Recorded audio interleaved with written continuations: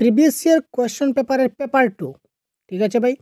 তো previous year কোয়েশ্চনের paper 2 অর্থাৎ 14 December, আমাদের যে 14 ডিসেম্বর যে এক্সাম হয়েছিল আমাদের, তো সেই 14 ডিসেম্বরের পেপার 2তে বাংলা ভাষায় কী কী প্যাডাগজি প্রশ্ন এসেছিল সেই প্রশ্নগুলি আমরা এবার ডিসকাস করব এবং তার সঙ্গে আমরা তার অফিসিয়াল আনসারকে সঙ্গে মিলিত করে কোনটা আনসার কারেক্ট হয় সেটা আমরা আপনাদেরকে বলে দেওয়ার চেষ্টা করব, ঠিক আছে।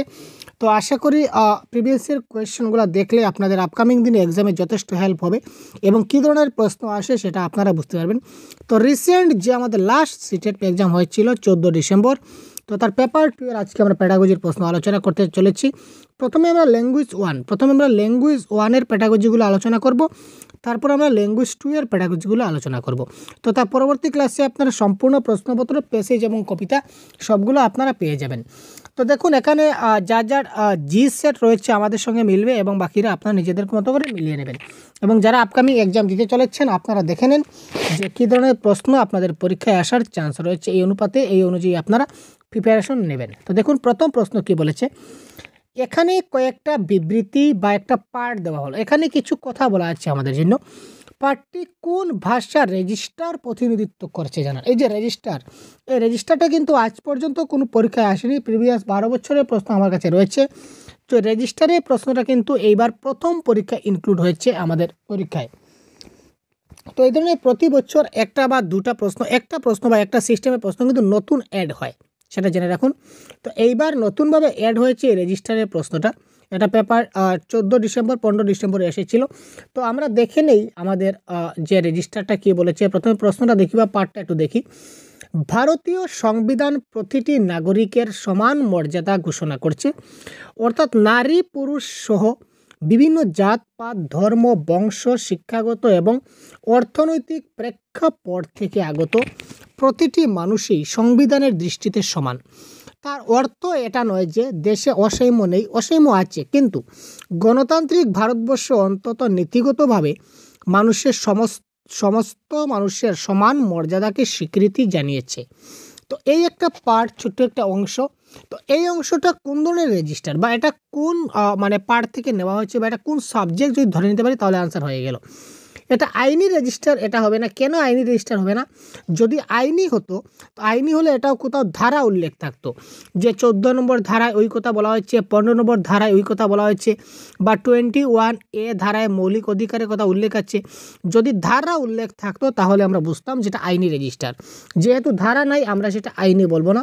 আর বৈজ্ঞানিক, সেটা বৈজ্ঞানিক হবে না, সায়েন্টিফিক হবে না, কারণ এখানে বিজ্ঞান কোনো কিছু আবিষ্কার করছে এই ধরনের কোনো কিছু দেখতে পাচ্ছি না, সুতরাং এটা ক্যান্সেল।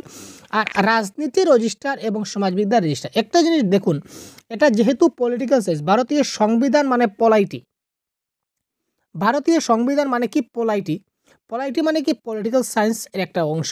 তো এখানে পলিটিক্যাল সায়েন্সের অংশ বলতে এখানে পলাইটি রেজিস্টারটা শুদ্ধ উত্তর হবে না, এটা হবে সমাজবিজ্ঞান রেজিস্টার। কারণ কি? কারণ সমাজবিজ্ঞান যেহেতু রয়েছে সোশ্যাল সায়েন্স, তো সোশ্যাল সায়েন্সের মধ্যেই কিন্তু আমাদের পলাইটি, জিওগ্রাফি, হিস্ট্রি এই সবগুলো কিন্তু আমাদের সোশ্যাল সায়েন্সের অন্তর্ভুক্ত। সোশ্যাল সায়েন্সের ভিতরেই আমরা ইন্ডিয়ান পলাইটি দেখতে পাই, তারা যায় জিওগ্রাফি দেখতে পাই, হিস্ট্রি আমরা দেখতে পাই। তো এই পলাইটি, জিওগ্রাফি এবং হিস্ট্রি হচ্ছে সোশ্যাল সায়েন্সের এক একটা পার্ট। তো যেহেতু ব্রড সেন্সে নেওয়া হচ্ছে সুতরাং এটা সমাজবিজ্ঞান রেজিস্টার হবে কারেক্ট আনসার, এবং অফিসিয়াল আনসার কী তো সেটা বলেছে। ঠিক আছে, পরবর্তী প্রশ্ন দেখি। উপভাষা সম্পর্কিত কোন মন্তব্যটা সঠিক? উপভাষা সম্পর্কিত, উপভাষা বৃহত্তর একক এবং ভাষা হচ্ছে একটা ক্ষুদ্রতর একক। কখনো কখনো ভিন্ন ভিন্ন সামাজিক গোষ্ঠী একই ভাষার বিভিন্ন উপভাষায় কথা বলতে পারে। কোনো ভাষার উপভাষাগুলির আঞ্চলিক বিভিন্নতা থাকে।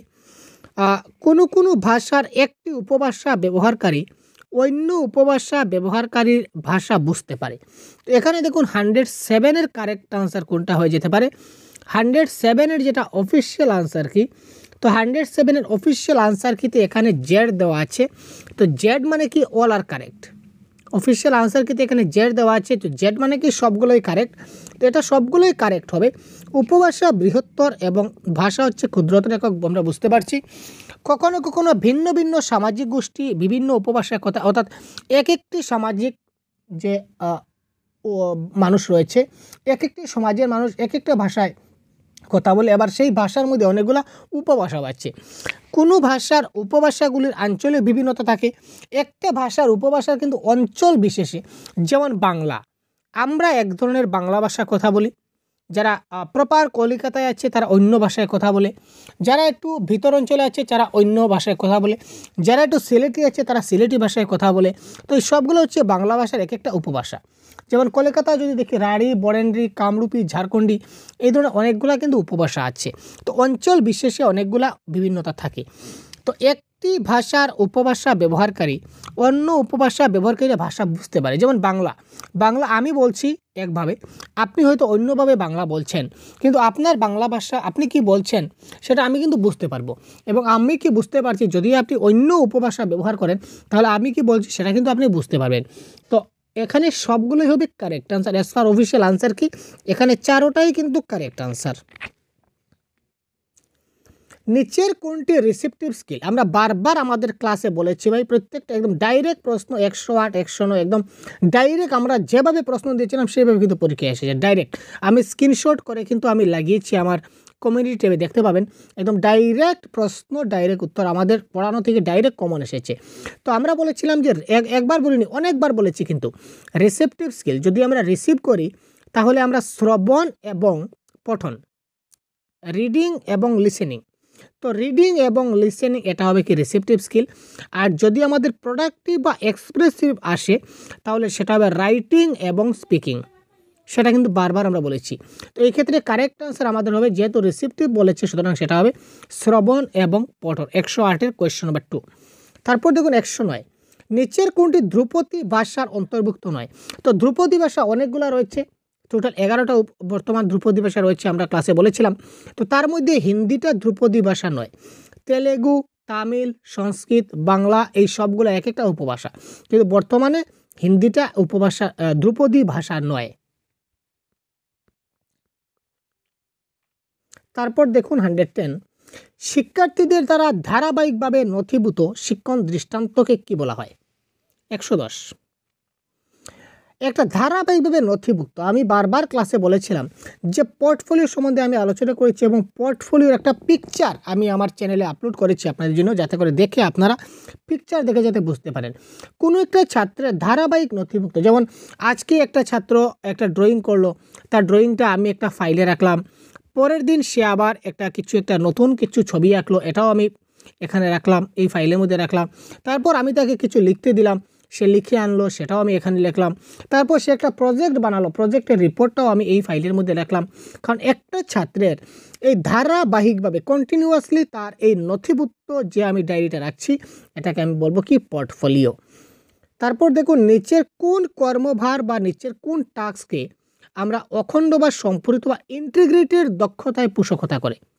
ইন্টিগ্রেটেড দক্ষতা, ইন্টিগ্রেটেড দক্ষতার পোষকতা করবে, অর্থাৎ কর্মভারটা ইন্টিগ্রেটেড দক্ষতা বা অখণ্ড বা সম্পূরিত থাকবে। তো 111-র কারেক্ট আনসার আমার হবে প্রজেক্ট ওয়ার্ক। যেহেতু আমরা কর্মভার একই সঙ্গে করব, সবাই মিলেমিশে করব, তো যেহেতু প্রজেক্ট যখন আমরা বানাই, প্রজেক্ট ওয়ার্ক করে ছাত্রছাত্রীরা সবাইকে একটা গ্রুপ তৈরি করে দিয়ে দিই যে তোমরা কি করো, তোমরা সবাই মিলে একটা প্রজেক্ট ওয়ার্ক বানাও। প্রজেক্ট ওয়ার্ক একা বানানোর সম্ভব নয়, অনেক স্টাফ আছে, তো সেটা কি করি আমরা সবাইকে মিলেমিশে দিয়ে দিই, সবাই মিলে বানাও। এখানে দেখুন ষষ্ঠ শ্রেণীর শিক্ষিকা কথন বিষয়ক কার্য হিসাবে নিচের কার্যভার বা টাস্কটা তৈরি করুন। মরুভূমি ও সেখানকার আবহাওয়া সম্পর্কে 5টি বাক্য বলো। আমি ক্লাস 6-এর একটা ছাত্রকে বললাম যে মরুভূমি এবং সেখানকার আবহাওয়া সম্পর্কে 5টা বাক্য বলো, আমি তাকে একটা কাজ দিলাম। তো এই কাজটা ভালো কিনা না, এখানে প্রথম অপশন বলেছে কাজটা ভালো নয়, ভালো টাস্ক নয়, কারণ কোনো শিক্ষার্থী মরুভূমি বিষয়ে নাও জানতে পারে। আবার বলেছে ভালো টাস্ক নয়, কারণ মরুভূমি এবং তার আবহাওয়া সম্পর্কে কোনো ইনপুট না থাকায় তার বিষয়ভিত্তিক কোনো আদেহ নেই। এটা একটা ভালো কাজ, কারণ শিশুরা অবশ্যই ভূগোল পড়ার সময় মরুভূমি সম্পর্কে জেনেছে এবং সে সম্পর্কে বলা ইনপুট পেয়েছে। আবার বলেছে ভালো টাস্ক, কারণ এখানে শিক্ষার্থীদের কিছু বলতে হবে এক্ষেত্রে মরুভূমির বিষয়ে। অর্থাৎ 112 নম্বর প্রশ্নের কারেক্ট আনসার হবে, অফিসিয়াল আনসার কি যেটা দিয়েছে এটা হচ্ছে ভালো টাস্ক নয়। 112 নম্বর প্রশ্ন অফিসিয়াল আনসার কি দিচ্ছে, এটা ভালো টাস্ক নয়, কারণ মরুভূমি এবং তার আবহাওয়া সম্পর্কে কোনো ইনপুট নাই, আর ইনপুট না থাকার কারণে তারা এই সাবজেক্ট ম্যাটার যেটা রয়েছে বিষয়ভিত্তি বা আদেও সেটা ভালো করে বুঝতে পারবে না। তো ভাষা শিখনে পদ্ধতিগত সামর্থ্য বা সিস্টেমেটিক কম্পিটেন্স মানে কি?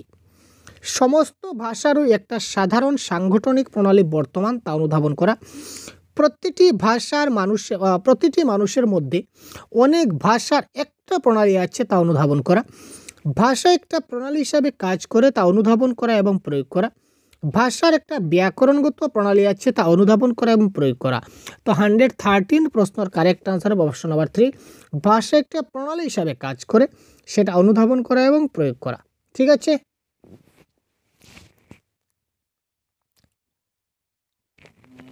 তারপরের প্রশ্ন দেখি।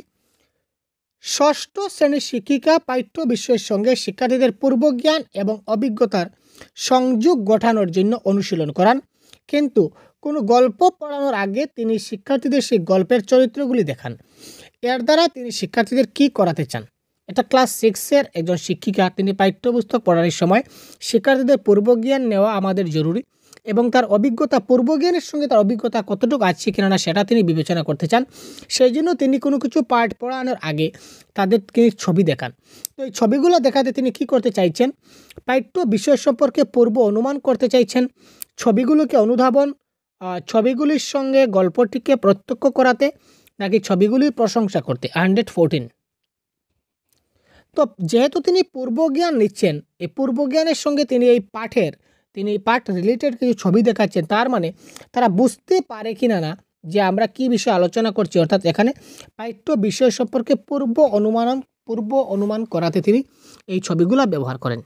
এবার দেখুন, এনইপি 2020 থেকে প্রশ্ন এসেছে, এনইপি থেকে আসবে, আরটি অ্যাক্ট থেকে আসবে, তারপর এনসিএফ থেকে প্রশ্ন আসবে, এই ধরনের বিভিন্ন প্রশ্ন আমরা পরীক্ষায় দেখতে পাবো। তো এখানে বলেছে এনইপি 2020 সম্বন্ধে কোনটা সঠিক নয়। এখানে 3টা আছে সঠিক এবং একটা আছে সঠিক নয়, কোনটা সঠিক নয় আমাদের দেখতে হবে। তো ত্রিভাষা সূত্রের অন্তর্গত একটি ভাষা হিসাবে বিদেশি ভাষা অধ্যয়ন, এটা আমাদের সঠিক নয়, সুতরাং এটা হবে এক্ষেত্রে correct answer. As per official answer কি? কন্টেক্সট গ্রামার, ঠিক আছে, প্রসঙ্গ ভিত্তিক ব্যাকরণ বা কন্টেক্সট গ্রামার শিক্ষণের নিম্নলিখিত কৌশলটি কি নামে পরিচিত? ব্যাকরণিক উপাদানগুলিকে কোনো প্রসঙ্গের প্রেক্ষাপটে রেখে পরিচিত করানো, ভাষিক উপাদানগুলিকে লক্ষ্য করানো, দৈনন্দিন বাস্তব জীবনে সেগুলিকে ব্যবহার করানো এবং সেগুলির সংগঠন আবিষ্করণে তাদের উৎসাহ দেওয়া। এটা কোন ধরনের মেথড? 116।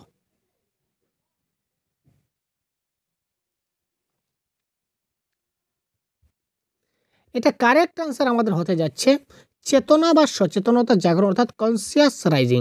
একটা ছাত্র যদি একটা কনসিয়াস থাকে, তার মধ্যে যদি সচেতনতা থাকে, তখন সে ভাষিক উপাদানগুলি বুঝতে পারবে এবং সেগুলা দৈনন্দিন জীবনে ব্যবহার করতে পারবে এবং সেগুলা দিয়ে সে কী করতে পারবে? কোনো একটা জিনিস আবিষ্কার করতে উৎসাহ পাবে, যদি তার মধ্যে চেতনা থাকে, মনোযোগ সহকারে জিনিসটা সে যদি বুঝতে পারে। সুতরাং চেতনা বা সচেতনতা জাগরণ, এটা হবে এক্ষেত্রে কারেক্ট আনসার। নিচের কোনটি ভাষা সম্পর্কে জানাকে নির্দেশ করে? ভাষা সম্পর্কে জানা, এটাকে কি বলা হয়? ভাষা সম্পর্কে জানা, এটাকে বলা হয় ডিক্লারেটিভ নলেজ। ভাষা সম্পর্কে জানা, এটাকে বলা হয় ডিক্লারেটিভ নলেজ। আর ভাষাকে প্রয়োগ করাকে বলা হয় প্রসিডিউরাল নলেজ। আমরা কিন্তু কনসেপ্টের ক্লাসে একটা 2.5 ঘন্টার একটা ম্যারাথন ক্লাস দিয়েছিলাম, অতি গুরুত্বপূর্ণ ক্লাস। প্রিভিয়াস ক্লাস আপনারা অবশ্যই দেখে নেবেন, ঠিক আছে, খুব ভালো ক্লাস। প্রত্যেকটা টপিক কিন্তু এখানে কভার করে দেওয়া আছে। তো ডিক্লারেটিভ নলেজ মানে কি? ভাষা সম্পর্কে জানা। আর এই ভাষাকে প্রয়োগ করাকে বলা হয় কি? Procedural knowledge. ভাষা সম্পর্কে জানাকে এখানে বলা হবে কি? ভাষা সম্পর্কে জানাকে এখানে বলা হবে ডিক্লারেটিভ নলেজ। পঞ্চম শ্রেণীর অর্পণা বুঝে যে কোনো বক্তৃতা বা শ্রুতি উপস্থাপন অনুধাবন করতে হলে তার প্রতিটি ধ্বনি, সাউন্ড, শব্দ, তারপর তার বাক্যগুলি শুনতে হবে। এই শ্রবণের এই পদ্ধতিকে কী বলে? এটাও কিন্তু আমরা এই একটি পিডিএফে আমরা দিয়েছিলাম। এক পিডিএফ থেকে আপনাদের অনেকগুলো প্রশ্ন এসেছে। এই পিডিএফটা পেতে গেলে অবশ্যই ভিডিও ডেসক্রিপশনে দেওয়া থাকবে, আপনারা এখানে ডাউনলোড করতে পারেন বা কমেন্ট বক্সে জানাবেন বা পেইড গ্রুপে অলরেডি এটা দেওয়া রয়েছে। তো 118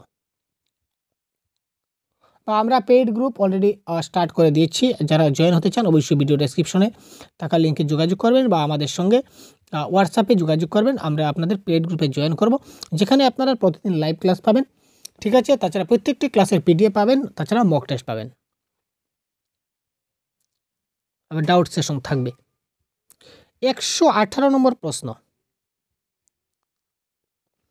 প্রথমে ধ্বনি তারপর শব্দ তারপর বাক্য, মানে কি দেখুন, প্রথমে ধ্বনি থেকে শব্দ আসছে, তারপর শব্দ থেকে বাক্য আসছে, মানে জিনিসটা ছোট থেকে বড়র দিকে যাচ্ছে। তো যখন ছোট থেকে বড়র দিকে যাবে তখন সেটা হবে বটম আপ অ্যাপ্রোচ। আর যদি বড় থেকে ছোট যায়, যেমন প্রথমে আমি একটা প্যারাগ্রাফ পড়ব, প্যারাগ্রাফ থেকে তাদের এক একটা বাক্য পড়াবো, বাক্য থেকে এক একটা শব্দ পড়াবো, তারপর এক একটা অক্ষর পড়াবো, তারপর এক একটা ধ্বনি পড়াবো। এই যে বড় থেকে যদি ছোটোতে যাই তখন সেটা হবে টপ ডাউন অ্যাপ্রোচ। আর ধ্বনি থেকে শব্দ, শব্দ থেকে বাক্য, বাক্য থেকে প্যারাগ্রাফ, প্যারাগ্রাফ থেকে গল্প, এই ধরনের ছোটো থেকে বড় হয়ে গেলে সেটাকে বলি আমরা কি বটম আপ অ্যাপ্রোচ। নেক্সট, বহু ভারতীয় চাকরি সূত্রে বিদেশে গিয়ে সেখানকার ভাষা শেখেন। এই ভাষা শেখার এই যে প্রণোদনা বা এই যে মোটিভেশন, এটাকে আমরা কি বলি? 119, এটাকে আমরা বলবো সংসাধক বা ইনস্ট্রুমেন্টাল মোটিভেশন। ইনস্ট্রুমেন্টাল উপাদান সমূহের প্রামাণিকতা বা অথেন্টিসিটি অফ ম্যাটেরিয়াল বলতে কি বুঝি? Authenticity of material 120। এটা বুঝতে পারছেন যে জিনিসটা বাস্তব জীবনের সঙ্গে রিলেটেড, রিয়েল লাইফের সঙ্গে সম্পর্কিত যেটা থাকবে, এটাকে আমরা বলবো অথেন্টিসিটি অফ ম্যাটেরিয়াল। সুতরাং এটা কারেক্ট আনসার হচ্ছে অপশন নাম্বার 1। তো এই ছিল আমাদের ল্যাঙ্গুয়েজ 1-এর প্রশ্ন। তো এবার আমরা দেখব ল্যাঙ্গুয়েজ 2-তে কী কী প্যাডাগজি এসেছিল। একই ক্লাসে আমরা সবগুলো দেখতে যাচ্ছি। কারণ pedagogy language 1, language 2, paper 1, paper 2 সবটি কিন্তু একদম সমান আসে ভাই, একটু ভালো করে বুঝবেন একদম। এখানে দেখুন, এই দেখুন ল্যাঙ্গুয়েজ 1-এ জাস্ট ডিসকাস করেছিলাম এনইপি 20 এসেছে, আর ল্যাঙ্গুয়েজ 1-এ ডিসকাস করেছিলাম প্রজেক্ট ওয়ার্ক, এখানেও দেখতে পাচ্ছেন প্রজেক্ট ওয়ার্ক। তো এই ধরনের একদম সিমিলার প্রশ্ন থাকে, সিলেবাস সমান থাকে। তাই ল্যাঙ্গুয়েজ 1, ল্যাঙ্গুয়েজ 2, পেপার 1, পেপার 2 এ নিয়ে আপনি ভাববেন না। যদি বাংলা থাকে তাহলে সবগুলো প্রিভিয়াস ইয়ার কোয়েশন আপনি ভালো করে স্টাডি করুন এবং একটা ভালো নম্বর আপনি গেইন করুন। এখানে দেখুন প্রথম প্রশ্ন কি বলেছে, জাতীয় শিক্ষানীতি এনইপি 2020 প্রস্তাবিত ধ্রুপদী ভাষা অধ্যয়ন সংক্রান্ত কোনটা সঠিক? তো ধ্রুপদী ভাষা সংক্রান্ত অনুযায়ী বা ক্লাসিক্যাল ল্যাঙ্গুয়েজ সংক্রান্ত কোন বাক্যটা সঠিক বলেছে? কোয়েশ্চন নম্বর 136।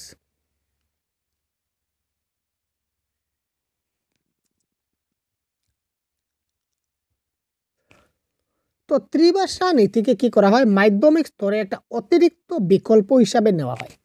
মাধ্যমিক স্তরে একটা অতিরিক্ত বিকল্প হিসাবে ধ্রুপদী ভাষার অধ্যয়ন করা হয়, এটা হচ্ছে সঠিক। তো এখানে দেখুন প্রজেক্ট ওয়ার্ক সম্বন্ধে বিন্যাস এবং সম্পাদনের ক্রমপর্যায়, মানে প্রজেক্ট ওয়ার্ক যদি বানাই তাহলে তার সিকোয়েন্সটা কী থাকবে, একদম সিরিয়ালে যদি যাই প্রথমে কি করতে হবে, তারপর কি করতে হবে, তারপর কি করতে হবে, অর্থাৎ প্রজেক্ট ওয়ার্ক বানানোর পদ্ধতি কী? তো সঠিক আনসার আমি বলে দিই, প্রথমে শিশুদের মধ্যে দল গঠন করব, তারপর একটা বিষয় চিহ্নিতকরণ করব, একটা সাবজেক্ট, একটা আমি কী করব টপিকটা সিলেক্ট করব যে এই টপিক থেকে আজকে ভিডিও বানাবো, ঠিক আছে, বা এই টপিক থেকে আজকে প্রজেক্ট বানাবো। তারপর একটা প্ল্যান করব যে কী করে কী করা যায়। তারপর সবগুলা ডাটা কালেকশন করব, তথ্য সংগ্রহ।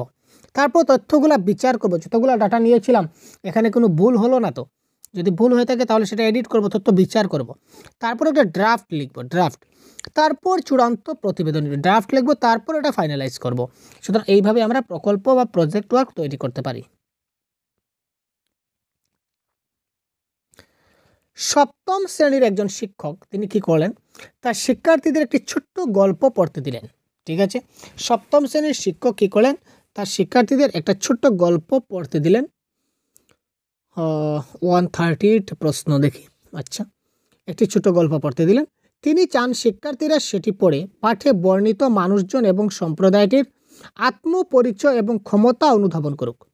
ক্লাস 7-এর ছাত্রকে আপনি দিলেন একটা পাঠ পড়ে সে ওই পাঠে বর্ণিত যে মানুষ আছে এবং সম্প্রদায় আছে তার আত্মপরিচয় এবং ক্ষমতা অনুধাবন করতে।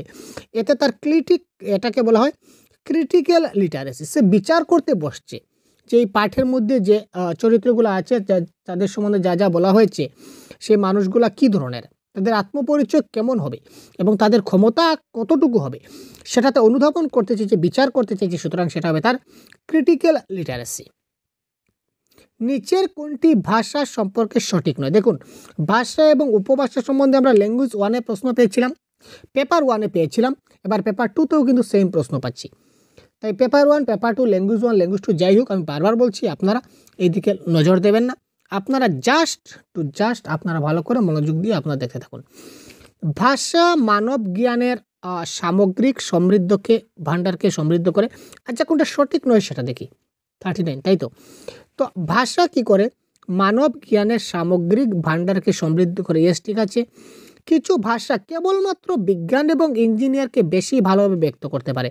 আচ্ছা, কেবলমাত্র বিজ্ঞান এবং ইঞ্জিনিয়ার যারা আছে তারা ভাষা ব্যবহার করতে পারে, আর যারা ইঞ্জিনিয়ার না তারা কি ভাষা ব্যবহার করতে পারে না? মোটেই না, ভুল। ভাষা আত্মপরিচয় প্রকাশ করি। ইয়েস, আমি আমার ভাষার মাধ্যমে আমি আমার আইডেন্টিফাই করতে পারি। ভাষা ইতিহাসের একটা ভাণ্ডার, এটা হতে পারে। সুতরাং এখানে কোনটা সঠিক নয়? সঠিক নয় হচ্ছে কিছু ভাষা কেবলমাত্র বিজ্ঞান এবং ইঞ্জিনিয়ারকেই বেশি ভালোভাবে ব্যক্ত করতে পারে। কেন আমরা কেন পারবো না ভাই? 140 দেখি।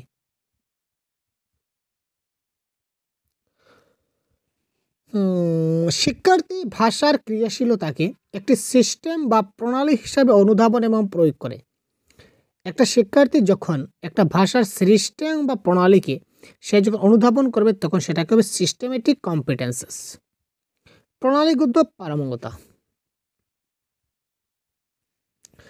যে অভিজ্ঞতার মাধ্যমে কোনো শিক্ষার্থীর ব্যক্তিগত দুর্বলতার জায়গাগুলি শনাক্ত করতে এবং সেগুলি শক্তিশালী করতে চাওয়া হয় তা হচ্ছে, অর্থাৎ এমন একটা পরীক্ষা যে পরীক্ষার মাধ্যমে আমরা তার ব্যক্তিগত দুর্বল জায়গাগুলি শনাক্ত করি এবং সেগুলিকে আমরা শক্তিশালী করতে পারি।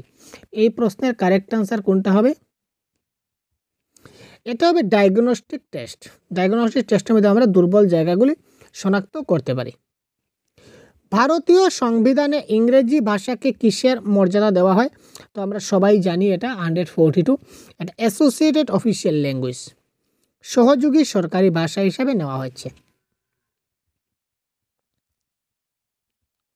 পরের প্রশ্ন, সপ্তম শ্রেণীর শিক্ষিকা তার শিক্ষার্থীদের একজন মানুষের বর্ণনা লেখার কাজ দিলেন, যে তুমি একটা মানুষের বর্ণনা লেখো। তিনি বাইরে থেকে ঝুড়ি সমেত একজন হকারকে শ্রেণীকক্ষে নিয়ে এলেন, যে এই একটা হকার তিনি নিয়ে আসলেন। তারপর তিনি হকারকে সেখানে 7 মিনিট থাকার জন্য অনুরোধ করলেন, যে হকার একজন ব্যক্তি, তাকে তিনি কী করলেন? 7 মিনিট এখানে বললেন যে তুমি এখানে থাকো। তারপর তিনি শিক্ষার্থীদের জোড় বেঁধে এবং যুগ্মভাবে সেই মানুষটির বর্ণনা লিখে ফেলতে বলেন। তারপর তিনি ছাত্রদের দুজন করে দল করলেন, বললেন তোমরা 2জন মিলে ওই ব্যক্তি সম্বন্ধে যা মনে হয় তা লেখো। আরও 2জন জোড়া করলেন, বলে তোমরা 2জন, এই যে হকার আমি দাঁড় করিয়েছি 7 মিনিট সে থাকবে, এই 7 মিনিটের মধ্যে তোমরা তার সম্বন্ধে, তার বর্ণনা সম্বন্ধে যা ইচ্ছা তা লেখো। এই যে মানুষটাকে তিনি ব্যবহার করলেন, এখানে মানুষটা কি হিসাবে তিনি ব্যবহার করলেন? 143। বর্তমান কার্যক্রমের অংশগ্রহণকারী, উপাদান বা উপকরণ বা শিক্ষণ সহকারী, না একজন ফেরিওয়ালা বা হকার? তিনি তাকে ফেরিওয়ালা বা হকার হিসেবে ব্যবহার করেনি, তিনি তাকে একটা উপাদান বা ম্যাটেরিয়াল হিসেবে ব্যবহার করেছেন, যে এই হচ্ছে ম্যাটেরিয়াল, এই ম্যাটেরিয়াল সম্বন্ধে তোমরা। এখানে মানুষ না আসে, অন্য কোনো বস্তুও আসতে পারতো। তাই যদি বস্তু আসতো তাহলে সেটা তো আর হকার হতো না, ফেরিওয়ালা হতো না। তো ফেরিওয়ালা হকার বলে কিছু নাই, সেটা তিনি ম্যাটেরিয়াল হিসাবে ব্যবহার করেছিলেন। শ্রবণের টপ ডাউন পদ্ধতির অন্তর্গত, ডাইরেক্ট প্রশ্ন আমরা পিডিএফে দিয়েছিলাম ভাই, ডাইরেক্ট প্রশ্ন, শ্রবণের টপ ডাউন পদ্ধতির অন্তর্গত কি? এটা কারেক্ট অ্যান্সার হচ্ছে পাঠ, বক্তৃতা এবং শ্রুতিভাষ্যের সামগ্রিক বার্তাটুকু, সামগ্রিক ওভারঅল মেসেজ যেখানে থাকবে, এটা হবে টপ ডাউন। আদিতি পুরাগঠিত অতীতকালের নিয়মগুলো জানে, কিন্তু কোন প্রসঙ্গে তা ব্যবহার করতে হয় তা পারে না। আদিতির এই জ্ঞানকে আমরা কি বলবো? দেখুন, ডিক্লারেটিভ নলেজ, প্রসিডিউরাল নলেজ, এগুলা কিন্তু আমরা ল্যাঙ্গুয়েজ 1-এ পেয়ে এসেছি আজকের ক্লাসে, এবং ল্যাঙ্গুয়েজ 2-তেও কিন্তু এটা চলে আসছে। তাই সিলেবাস সমান ভাই, টেনশন নেবেন না। 145, সে ভাষাটা জানে। আগে বলেছিলাম, যদি সে একটা ভাষা জানার যেটা পদ্ধতি বা একটা ভাষা জানাকে কি বলা হয়? Declarative knowledge. আর এই ভাষাকে ব্যবহার করতে পারাকে বলা হয় প্রসিডিউর। বা পদ্ধতিগত বা প্রণালীগত যেটা বলি, কিন্তু সেটা ভাষা ব্যবহার করতে পারেই না, তো আর কি বলবো। তো সে ভাষার নিয়মটা জানে কিন্তু নিয়ম জেনে ব্যবহার করতে পারে না, তো ব্যবহার করতে পারে না কেটে দিন। যে ভাষার নিয়ম জানে তাকে কি বলা হয়? Declarative knowledge. বা একটা ভাষা আমি খুব ভালো করে জানি, তো এই যে জানাটাকে কি বলে? ভাষা জানার যে জ্ঞান দক্ষতা, এটাকে বলবো ডিক্লারেটিভ জ্ঞান। কৃপা এবং করণ তারা যমজ ভাই এবং তারা মণিপুরি ভাষার একটি উপভাষায় কথা বলে। দেখুন আবার উপভাষা চলে আসলো, তবুও তাদের ভাষার মধ্যে পার্থক্য দেখা যায়। এই উপভাষাটি ব্যবহারের যে নিজস্বতা তাকে আমরা কি বলবো? কৃপা এবং করণ তারা যমজ ভাই বলেছে। যমজ ভাই বলেছে মানে কি? এক পরিবারের এক মায়ের সন্তান। তো এক মায়ের সন্তান, তার মানে উপভাষা হবে একটাই উপভাষা হবে, তাদের তো দুটো উপভাষা হওয়ার কোনো কথা নয়। তারপরেও তারা দুজনের মধ্যে কি থাকে? একটা পার্থক্য থাকে কথা বলার ক্ষেত্রে। তো এটা হচ্ছে আইডোলাইট বা নিজস্ব ভাষা, তাদের নিজস্ব ভাষার মধ্যে ব্যবধান আছে, যার কারণে এই সমস্যা হচ্ছে। আচ্ছা, অশ্বিন জন্মকাল থেকে উড়িয়া জানে, কিন্তু সে ইংরেজি ও হিন্দি অধ্যয়ন করেছে। তো এই বিবৃতির মধ্যে নিচের কোন বিবৃতিটা সত্য নয় সেটা আমাদের বলতে হবে। তো জন্মকাল থেকে উড়িয়া জানে, তার মানে আমরা একটু ড্রাফট এখানে এঁকে দিই। ওড়িয়া হচ্ছে কি? তার ল্যাঙ্গুয়েজ অ্যাকুইজিশন। ওড়িয়া তার ল্যাঙ্গুয়েজ অ্যাকুইজিশন, এবং ইংলিশ এবং হিন্দি এই দুটা হচ্ছে তার কি? Language learning. এটা জানুন। ভাষা শিখন, ভাষা শিখন হচ্ছে ইংলিশ এবং হিন্দি তার ভাষা শিখন। আর জন্মগতভাবে উড়িয়া জানে, তার মানে উড়িয়া হচ্ছে তার কি? Language acquisition. তার মানে কোনটা সত্য নয়? ইংরেজি হচ্ছে ভাষা শিখন, তো ইংরেজি ভাষা শিখন এটা সত্য। ইংরেজি শিখন হচ্ছে ভাষা অর্জন। আরে ভাই, ইংরেজি তার ভাষা শিখন কী করে হলো? ইংরেজি তো ভাষা শিখন, ভাষা অর্জন হবে না, ইংরেজি ভাষা শিখন হবে। উড়িয়া শিখন হচ্ছে ভাষা অর্জন। ইয়েস, উড়িয়াটা ল্যাঙ্গুয়েজ অ্যাকুইজিশন দিয়েছিলাম, এটা কারেক্ট। হিন্দি হচ্ছে ভাষা শিখন, হিন্দিটাও ভাষা শিখন, ল্যাঙ্গুয়েজ লার্নিং, এটাও সত্য। কিন্তু এখানে বলেছে ইংরেজি শিখন হচ্ছে ভাষা অর্জন, তো ইংরেজি তার ভাষা অর্জন হবে না, ইংরেজি যেহেতু পরবর্তী সময় শিখেছে তো সেটা হবে কি? ভাষা শিখন। তো এই ক্ষেত্রে কারেক্ট আনসার অপশন নাম্বার 2। আচ্ছা, অষ্টম শ্রেণীর শিক্ষক সুভাষের আক্ষেপ, সাধারণত ভাষা মূল্যায়নে গ্রহণ দক্ষতাকে গুরুত্ব দেওয়া হয় না। তো গ্রহণ দক্ষতা মানে কি? মানে রিসেপটিভ স্কিল। দেখুন ডাইরেক্ট প্রশ্ন, একদম সেম প্রশ্ন আমরা পেয়েছিলাম ল্যাঙ্গুয়েজ ওয়ানে। এই দেখুন আপনাদের ডাইরেক্ট আমি দেখিয়ে দিই, সেম প্রশ্ন আমরা কিন্তু ল্যাঙ্গুয়েজ ওয়ানে পেয়েছিলাম। সেম প্রশ্ন আমরা পেয়েছি ভাই ল্যাঙ্গুয়েজ ওয়ানে। কোথায় পেয়েছি আপনাদের একটু দেখিয়ে দিই। সেম প্রশ্ন আমরা পেয়েছিলাম ল্যাঙ্গুয়েজ ওয়ান। এই দেখুন এখানে নিচের কোনটা রিসেপটিভ স্কিল? দেখতে পাচ্ছেন 108 নম্বর এসেছিল রিসেপটিভ স্কিল। সেম প্রশ্ন উপভাষা এসেছিল, ডাইরেক্ট প্রশ্ন, ঠিক আছে, দেখতে পাচ্ছেন। তো এবার সেম প্রশ্ন রিসেপটিভ স্কিলের আবার প্রশ্ন আমরা কোথায় পেলাম? ল্যাঙ্গুয়েজ টুতে পেলাম। তাই language one, language two, paper one, paper two এই নিয়ে আপনারা কখনো ভাববেন না। আমি বারবার আপনাদের একটি কথা বলি, এই যে রেজিস্টার, এই রেজিস্টারও কিন্তু আমরা ল্যাঙ্গুয়েজ ওয়ানও পেয়েছি, এবার ল্যাঙ্গুয়েজ টুতেও কিন্তু পাচ্ছি, দেখতে পাচ্ছেন। তো তো এখানে গ্রহণ দক্ষতা মানে রিসেপটিভ স্কিল। তো রিসেপটিভ স্কিল হবে শ্রবণ এবং পঠন। শ্রবণ এবং পঠনকে আমরা কি বলি? রিসেপটিভ স্কিল বলি। 148-এর 1 নম্বর হবে কারেক্ট আনসার। আর যদি কথন এবং লিখন কোথায় আছে? ইয়েস, কথন এবং লিখনকে আমরা বলি প্রকাশমূলক দক্ষতা বা এক্সপ্রেসিভ যে স্কিল যেটাকে বলা হয়, বা প্রোডাক্টিভ স্কিল বলতে পারি। আচ্ছা, 149, বিপ্লবের পর হঠাৎই মনে হলো পরিবর্তন হওয়া সম্ভব। ইউরোপ ও এশিয়া, ইউরোপ এবং এশিয়া, এখানে জিওগ্রাফি চলে আসছে। এখানে আমরা কিসের কথা বলেছি? এখানে আমরা জিওগ্রাফির কথা বলেছি।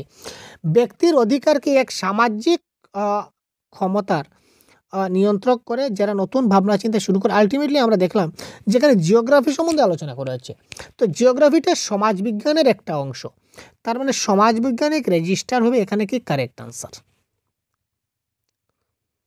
আর ইনস্ট্রুমেন্টাল মোটিভেশন, লাস্ট প্রশ্ন যেটা রয়েছে সেটা হচ্ছে কি? ইনস্ট্রুমেন্টাল মোটিভেশন হচ্ছে যখন কোনো ব্যক্তি কি করে ভাই?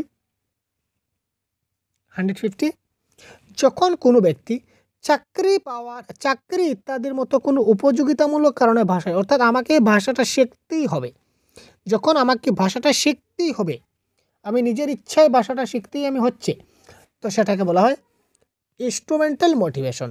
তো এই ছিল আজকের এই সম্পূর্ণ যে আমাদের 14